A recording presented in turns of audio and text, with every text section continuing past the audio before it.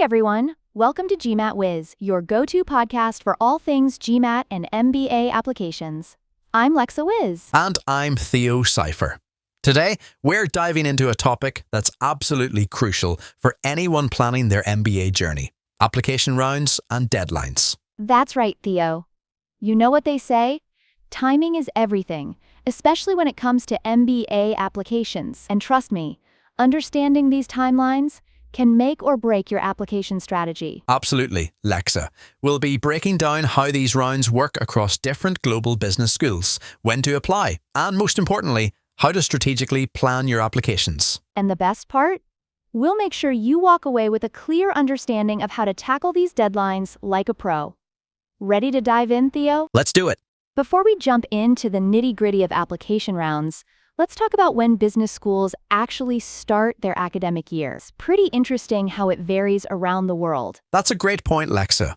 In the United States, it's pretty straightforward. Most MBA programs kick off in August or September, what we call the fall semester. But Europe likes to shake things up a bit, doesn't it, Theo? It certainly does. European business schools are much more flexible. They typically offer two main intake periods. You can start either in fall, like the US schools, or in spring, which is usually January. Oh, and let's not forget about in-seed. They're kind of special, aren't they? Absolutely. In-seed is a perfect example of maximum flexibility with both fall and spring intake options. It's really designed to accommodate different candidate needs and circumstances. You know what I love about these different start dates? It gives applicants more options to plan their transition from work to business school. You're not locked into just one time of the year. That's exactly right. Understanding these different start dates is crucial because it directly impacts when you need to start your application process. Speaking of timing, here's something that often surprises people. You actually need to start your MBA application process about a year before you plan to begin your studies. Exactly right. Let's break this down with a real example. Say you're aiming to start your MBA in fall 2025. Which means August or September 2025, right? That's right. Well, your application journey would actually begin in August 2024. That's when most business schools open their application cycles. And then the schools typically divide their admissions process into different rounds. Could you walk us through those, Theo? Of course. Most schools have three main rounds: round 1, round 2, and round 3, though some schools go up to round 5. I've always found it interesting how they spread these rounds out. It's like they're giving us different chances to shoot our shot, isn't it? That's a great way to put it, Lexa. Each round has its own timeline and strategic advantages, which we'll dive into shortly. But the key thing to remember is that you need to start planning well in advance of your target enrollment date. So basically, if you're dreaming of starting business school in 2025, you should already be thinking about your application strategy by May 2024. Now let's zoom in on round 1, or R1 as it's commonly known. Theo, what makes R1 special? Well, R1 typically kicks off in early September and runs through the first week of October of the year before you plan to enroll. But here's what's interesting. Different schools have their own specific deadlines within this window. Oh, right. Like Harvard might want your application by September 4th, while another top school like Darden might give you until October 2nd? Exactly. And when it comes to what you need to submit, there's quite a list. You'll need your official GMAT or GRE scores, completed application essays, TOEFL or IELTS if you're an international student, and those all-important letters of recommendation. But there's actually a silver lining to these varying deadlines, isn't there? Absolutely. That 30 to 45-day spread between different schools' R1 deadlines is actually a huge advantage. It lets you stagger your applications instead of trying to submit everything at once. That's such a relief. And what about the waiting game after you submit? When do you typically hear back? The timeline varies, but interview invitations can come as soon as a week after the deadline, or right up until they make final decisions.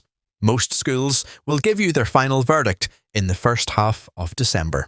So basically, you submit in September or early October, and you'll know where you stand before the holidays.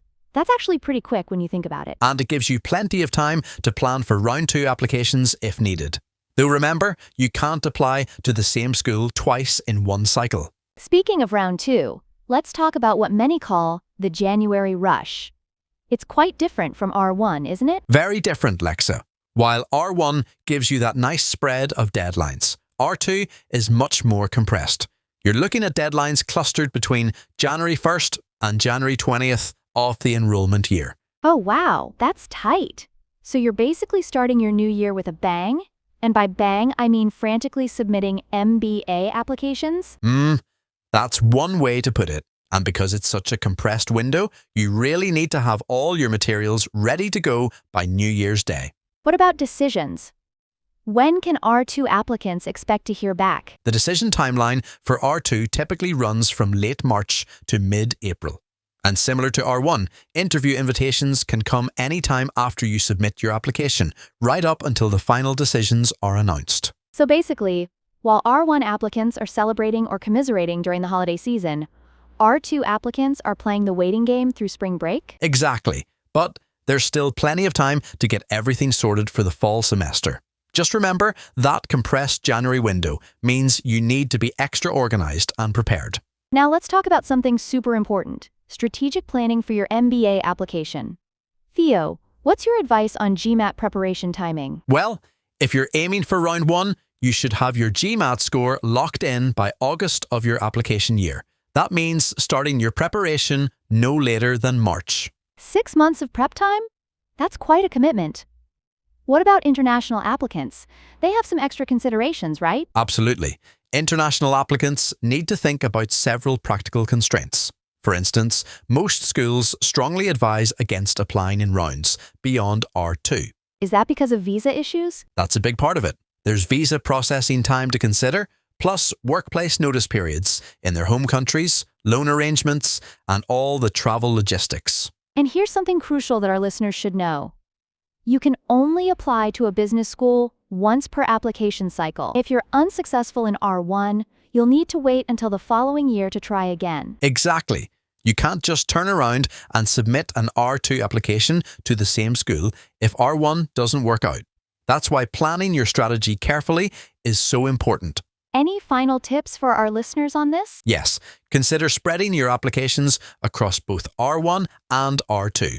It helps manage the workload better and gives you more strategic options. Plus, always plan for interview preparation while you're waiting for those invitations. All right, Theo, it's quiz time. Let's do a rapid-fire FAQ session to help our listeners remember the key points. Ready? Ready when you are, Lexa. First up, when should someone start preparing if they want to apply in round 1? Great question. For R1 applications, you'll want to begin GMAT prep by March, secure test scores by August, start working on essays and recommendations by July, and have all school research done by June. Next one. Can international students apply in round 3 or later rounds? Most schools actually discourage this due to time constraints with visa processing, financial documentation, relocation logistics, and work resignation notices. Unless you're already in the target country, it's best to stick to R1 or R2. What if someone misses a round's deadline? Even 1 minute late means your application won't be considered. You'll need to wait for the next round if available, or potentially the next year's cycle. And make sure your application is stronger for the later round. How about European business schools? Do they handle rounds differently? They certainly do. European schools often have additional intake periods, including spring starts, and some even use rolling admissions. It really varies by school and program type. Last question. What's the optimal number of schools to apply to in each round? The sweet spot is typically 3 to 4 schools in round 1 and 3 to 4 in round 2. This lets you give each application proper attention while keeping your backup options open. Well, we've covered a lot of ground today about MBA application rounds and deadlines. I hope our listeners are feeling more confident about planning their application journey. Absolutely, Lexa. Remember everyone, whether you choose round 1 or round 2, the key is careful planning and preparation. Start early, stay organized, and give yourself enough time to put together the strongest possible application. And don't forget, your MBA application journey is unique to you. Choose the round that best fits your circumstances and preparation timeline. We're rooting for all of you future MBA candidates out there. Follow the timelines we discussed, and you'll be well on your way to your dream business school. That's all for today's episode of GMATWiz. Thanks for tuning in, and don't forget to subscribe for more insights into your MBA journey. Until next time. And remember, your MBA dreams are worth the effort. Take it one step at a time, and you'll get there. See you in our next episode.